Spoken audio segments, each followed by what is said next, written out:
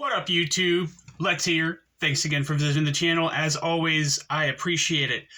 If this is your first time visiting the channel, please do me a favor. If you enjoy the video, like and subscribe. If you, when you hit the like button, it tells YouTube that people are enjoying my videos, and they will push the video a little bit more, which will expose more people to the video. So I would appreciate that. Today we're going to be doing a quick review on the Civivi Conspirator. This was one of the first button locks that Civivi came out with maybe about a year ago. I think there was one, maybe two others prior to this. But I think this was one of the more popular ones before the Chevalier came out. I think that ended up being one of the more popular ones just because it was a little bit bigger. And the blade had a slightly different profile on it.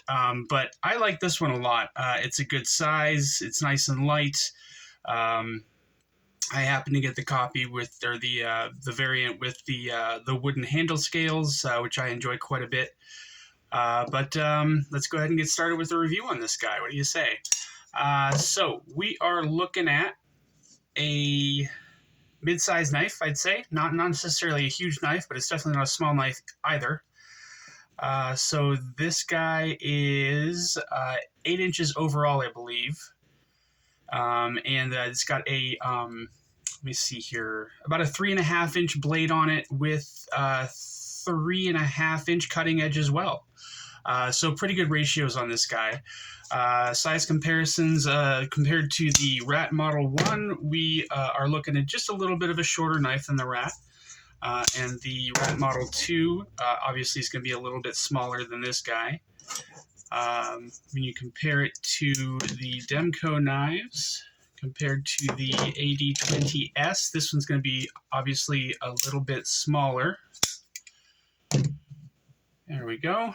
And the AD20.5 is going to be a little bit shorter than the Conspirator.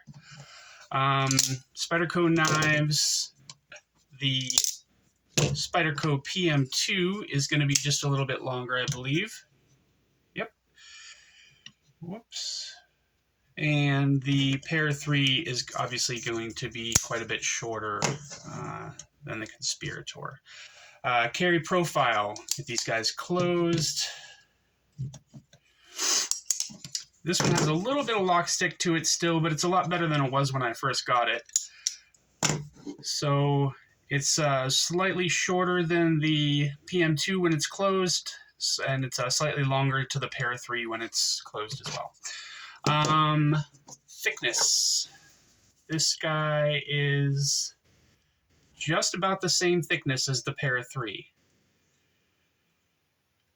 And height, nowhere near as tall as the Pair 3's blade. Okay, perfect. Let's get a weight on this guy.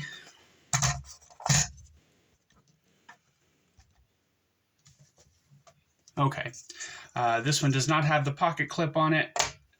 As you guys know, I'm not a huge fan of pocket clips, so I don't use those on most of my knives. This is 3.7 ounces, so definitely a lightweight knife. Not ultra light, but definitely light for sure. 3.7, good.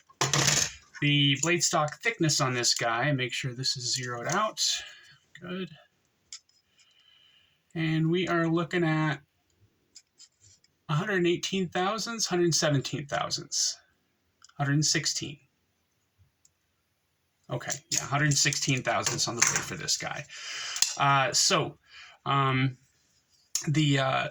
Excuse me, the hardware on this guy, you're going to have T8s all the way around. The pivot is a T8, and the body screws are also T8s. This has minimal hardware, so you don't have to worry about a whole bunch of stuff rolling around, especially if you use a disassembly mat.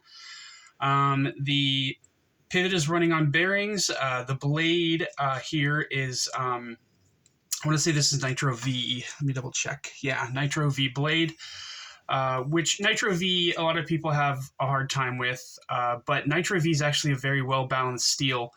Nitro V is actually used in a lot of higher-end knives. It's just not as advertised as much, but it's definitely a good blade steel. I've never had any issues with it. It holds an edge pretty well. It's not that bad to sharpen, and it definitely doesn't have any issues with corrosion. Living here in the corrosion capital of the planet, Pennsylvania, I've never had any issues with any of my Nitro V knives corroding, and we have lots of humidity, moisture in the air, salt, just everything that causes corrosion. You're going to have that here. So again, Nitro V does not cause much of a problem with that at all. So that's awesome.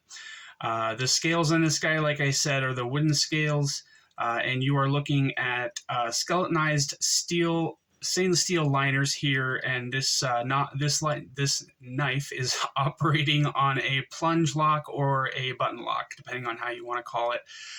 And like I said earlier, this has a little bit of lock stick to it. I've had it for about a year. I don't use it very much, so it hasn't had much time to break in. It kind of just sits in my drawer, and it's a knife that I like a lot as far as action, and it's nice and light. I don't carry it very much. I'm not really sure why that is. It's a good enough knife for me to carry. I just have so many other knives that this one gets forgotten about quite a bit, to be honest. The pocket clip on this guy is just a stamped stainless steel pocket clip, T6 screws to hold that into place. And that's never, like I said, I took that off when I got it, and I've never had that on here. So I don't really have much to say about it. Just a standard drop point blade, nice stone wash finish, absolutely beautiful stone wash finish. I think they did a really good job on the finish with this guy. I like it a lot, and it's easy to keep clean. Not a lot of billboarding on this blade at all. I think honestly, just the blade steel. Civivi has their logo on their pivot, so they don't put it on the blade, which is nice. So definitely enjoy that, not having a whole bunch of crap written on the blade. That's one of the reasons that I enjoy Civivis a lot more than I like CJRB, because they always put, China and the serial number and all kinds of other stuff on their blade, which just, in my opinion, don't need to be there. There's a little bit of milling on the handle scales, scalloped here for the thumb, or the finger, the index finger, when you're holding the blade. The handle's definitely long enough for me to have a full 4-finger grip on this guy, and this is, I've mentioned before, I have really, really big hands, so if this knife fits my hand pretty well, it'll fit just about everybody's, I think. The action on this guy is fantastic.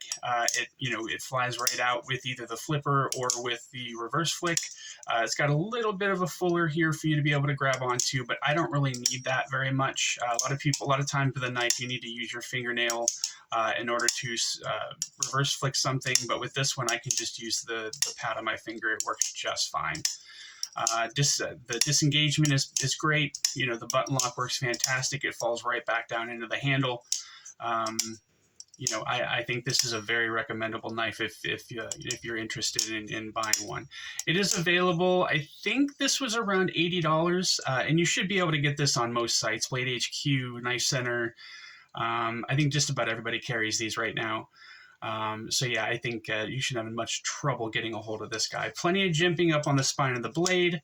Nice and comfortable, and there is a sharpening choil here, but you can kind of get your finger here as long as you keep it back a little bit. You shouldn't cut yourself, but I would definitely just err on the side of caution and keep your hand behind that finger guard there. Once you get used to the knife and using it and everything, you can probably choke up a little bit if you want to, but when you first get the knife, I wouldn't try to do that, just because there's a chance of running your finger up onto the blade, and you don't want to risk that for sure.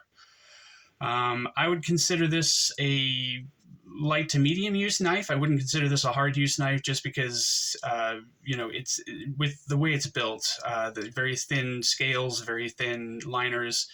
The blade's not that thin, but it doesn't strike me as a hard use knife. I would definitely say that much.